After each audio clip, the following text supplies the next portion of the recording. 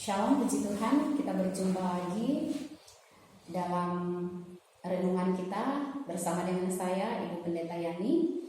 Kita akan merenungkan satu bagian kebenaran firman Tuhan di dalam Roma pasal yang ke-5, ayat yang ke-8 hingga ayatnya yang ke-10. Saya akan membacakan bagi kita. Akan tetapi Allah menunjukkan kasih-Nya kepada kita oleh karena Kristus telah mati untuk kita ketika kita masih berdosa. Lebih-lebih karena kita sekarang telah dibenarkan oleh darah-Nya, kita pasti akan diselamatkan dari murka Allah. Sebab jikalau kita ketika masih seteru diperdamaikan dengan Allah oleh kematian anak-Nya, lebih-lebih kita yang sekarang telah diperdamaikan pasti akan diselamatkan oleh hidup-Nya. Amin. Demikianlah jauh kebenaran firman Tuhan. Berbahagialah setiap anak-anak Tuhan, orang-orang percaya yang mendengarkan firman Tuhan dan melakukannya dalam kehidupannya sehari-hari. Saudara-saudari yang terkasih di dalam Tuhan Yesus Kristus, kita melihat dalam konteks bagian firman Tuhan ini berbicara tentang pembenaran. Apa arti pembenaran? Pembenaran berbicara tentang ketika seseorang percaya dan menerima Yesus sebagai Tuhan dan Juru Selamat, maka dia mengalami pembenaran. Dan pembenaran itu dikerjakan satu kali seumur hidup dalam diri seseorang. Mengapa ada pembenaran? Karena waktu manusia jatuh di dalam dosa, semua orang menjadi berdosa.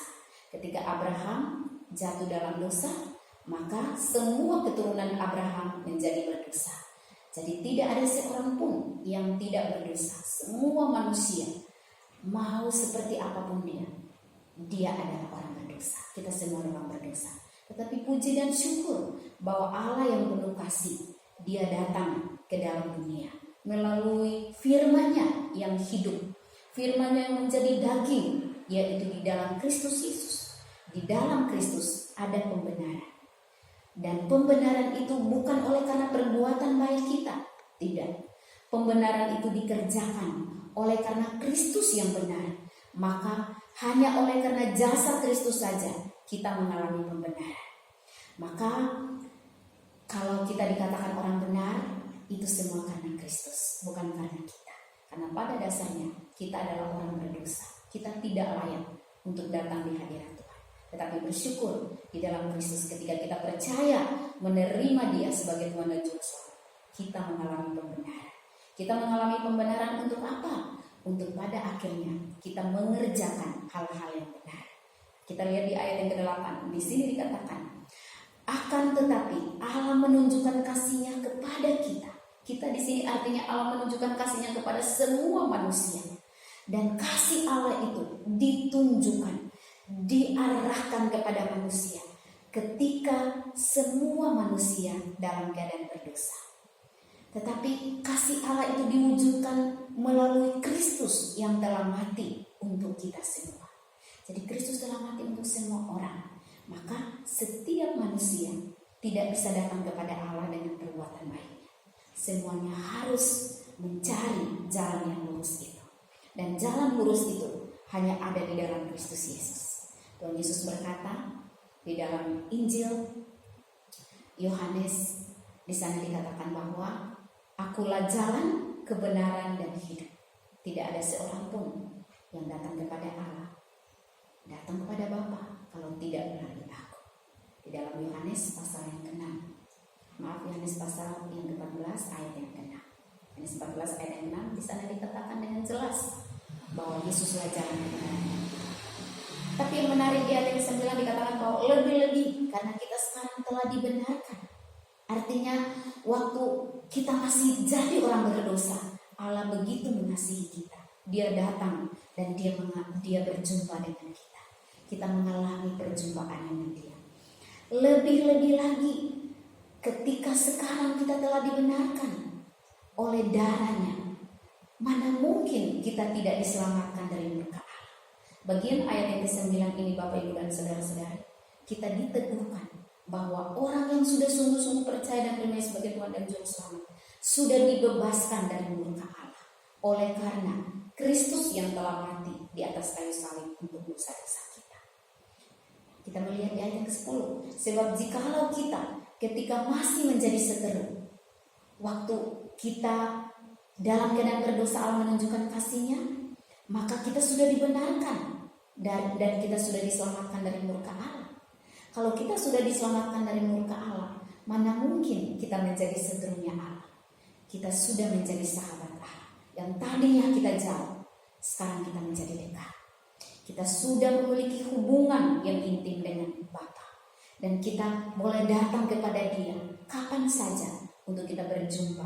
Dan kita boleh membawa setiap keluhan kita. Kita boleh membawa setiap pergumulan kita, masalah kita. Tetapi yang menarik juga di sini dikatakan ayat yang ke-10 bahwa kita sudah diperdamaikan dengan Allah oleh karena kematian anaknya. Maka kalau kita sudah diperdamaikan dengan Allah, maka kita harus menjadi orang-orang damai. Orang-orang damai artinya orang-orang yang memberi dampak, membawa salom itu kepada siapa saja yang dia jumpai. Mungkin itu adalah istri, suami, anak, atau mungkin dia juga adalah keluarga tetangga. Kita perlu membawa shalom itu. Maka lebih-lebih kita yang sekarang telah diperdamaikan, di ayat 10 dikatakan ya bagian C, pasti kita akan diselamatkan oleh hidupnya. Sekali lagi kita diteguhkan bahwa kalau kita sudah diperdamaikan, maka dipastikan kita diselamatkan olehnya. Maka keselamatan di dalam Kristus tidak perlu diragukan lagi. Orang yang sungguh-sungguh percaya dan menerima Yesus sebagai Tuhan dan Juru Selamat, dia mengalami pembenaran. Dan dia tidak hanya mengalami pembenaran, tetapi dia membawa dampak, memberi dampak, itu membawa shalom, membawa damai sejahtera itu kepada orang lain. Dan dipastikan kehidupan dia pasti mengalami ketenangan, dia pasti mengalami sukacita, ketenangan batin, sekalipun ada dalam pergumulan, ada dalam masalah. Oleh karena itu saudara-saudara yang terkasih, mari kita mau membawa damai itu kepada banyak orang. Kita mau hadir di tengah-tengah dunia dan kita memberi dampak bagi dunia. Karena untuk itulah Allah menyelamatkan kita dan kita mau dipakai sebagai anaknya. Mari kita berdoa bagi Tuhan. Saudara yang terkasih, saya selalu mengingatkan bahwa ada 2 buah yang dimiliki oleh orang yang sudah sungguh-sungguh percaya dan menulis sebagai Tuhan Juru Selamat. Yaitu ada buah karakter dalam hidupnya. Yang tadinya dia malas untuk membaca firman, yang tadinya dia penuh dengan iri dan dengki, sekarang kemudian dia menjadi anak Tuhan yang hidup berfokus untuk hal-hal yang menyenangkan Tuhan. Dia penuh kasih, dia sabar, dia tidak pendendam. Mana saja dia berada, dia menjadi kesukaan bagi Tuhan. Dan buah yang kedua, dia terlibat dalam pekerjaan Tuhan. Potensi, karunia apapun yang dia miliki, dia pakai itu untuk memuliakan Tuhan. Mari kita bersyukur untuk anugerah yang Allah berikan bagi kita. Karena anugerah yang Allah berikan bagi kita berbeda yang diberikan oleh dunia. Dunia memberikan hadiah, memberikan anugerah ketika kita sukses, ketika kita berhasil. Tapi Allah berbeda. Justru ketika kita dalam keadaan yang paling berdosa, disitulah kasih Allah, mata Allah ditujukan kepada kita. Maka apakah kita terus harus berbuat dosa? Tidak. Kita harus hidup di dalam kebenaran Allah. Kita mau mati terhadap dosa dan kita mengarahkan semua pandangan kita, mata kita hanya tertuju pada kehendak Tuhan. Mari kita berdoa supaya Tuhan memampukan kita. Amin. Bapa di sorga, kami bersyukur di dalam kasih dan anugerah-Mu, kami anak-anak-Mu boleh dibenarkan. Ketika kami percaya dan menerima Yesus sebagai Tuhan dan Juru Selamat, kami mengalami pembenaran.